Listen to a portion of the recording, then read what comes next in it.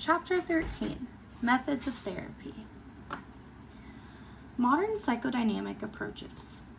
Although some psychoanalysts still adhere to Dr. Freud's techniques, modern psychodynamic therapy is briefer and less intense and makes treatments available to clients who do not have the time or money for long-term therapy. Some modern psychodynamic therapies continue to focus on revealing unconscious material and breaking through psychological defenses. Nevertheless, they differ from traditional psychoanalysts in that the client and therapist usually sit face to face. For example, the client does not lie on a couch. Modern therapists are usually directive as well. They suggest helpful behavior instead of focusing on insight alone. Finally, there is more focus on the ego as the executive of personality and less emphasis on the ID. For this reason, many modern psychodynamic therapists are called ego analysts. Primal therapy.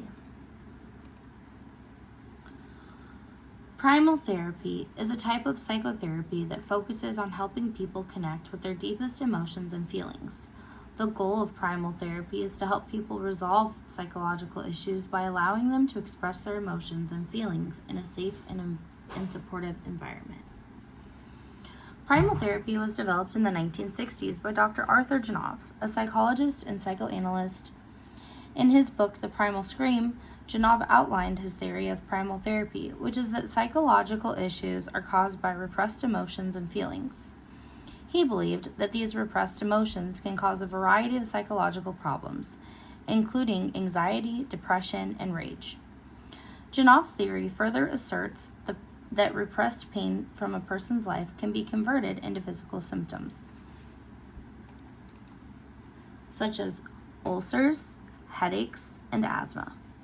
According to Janov, psychological pain goes back to incidents in people's lives that were too traumatic for them to fully accept or integrate into their conscious selves. Incidents could include physical or emotional abuse, neglect, or a traumatic event such as war. Janov believed that the only way to resolve psychological problems is to express repressed emotions and feelings in order to heal. In primary therapy, people are encouraged to express their thoughts and feelings freely in a safe environment established by the therapist. This can include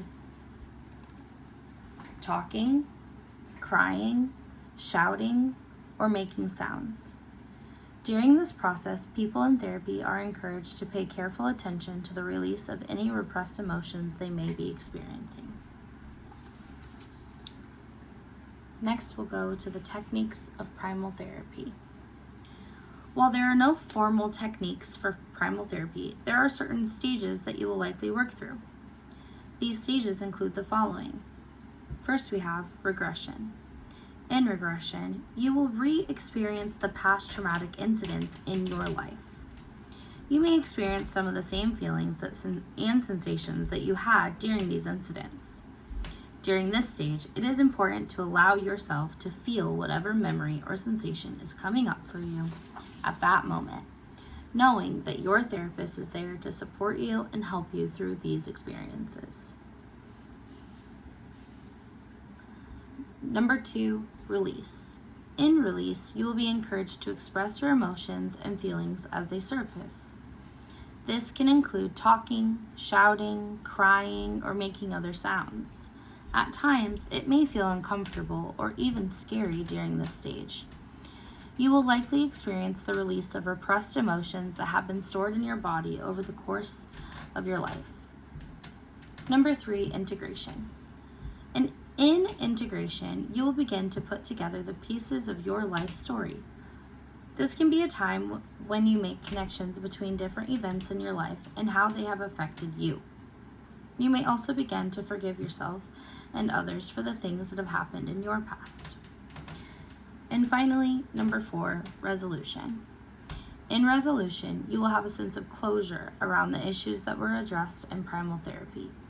You may find that you are now able to live more freely and without the burden of unresolved emotional pain.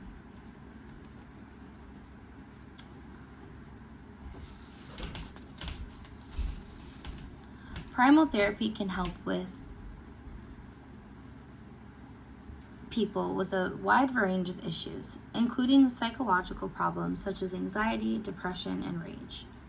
Primal therapy may also be used to treat physical symptoms that are thought to be caused by repressed emotions. Symptoms treated with primal therapy include ulcers, headaches, back pain, asthma, hives, and even cancer. Primal therapy may be used to help adults resolve memories of incidents that have kept repressed since childhood, including recovery from physical or emotional abuse, sexual abuse or neglect, or the death of a parent. Primal therapy may also be used to help people process traumatic events in their adult lives. This could also include major life changes like divorce or the death of a family member or friend, a job loss, or any other traumatic event that may have happened recently. Some people engage in primal therapy to help them cope with emotions they are experiencing during these stressful times. Benefits of primal therapy. People who undergo primal therapy may report feeling a sense of relief after expressing their emotions and feelings. They may feel that they have finally resolved some of the issues that have been causing them pain for years. Some people may find that they are able to resolve traumatic memories that they have been living with since childhood. This could be helpful for people who have not felt comfortable talking about specific incidents before primal therapy, or who haven't fully processed the emotions surrounding them. Primal therapy may also help people process recent events that may have caused pain in their lives, such as divorce or the death of a loved one. This type of therapy can help people to cope with the emotions they are feeling and begin to move on from the event. Thank you for coming to my slide.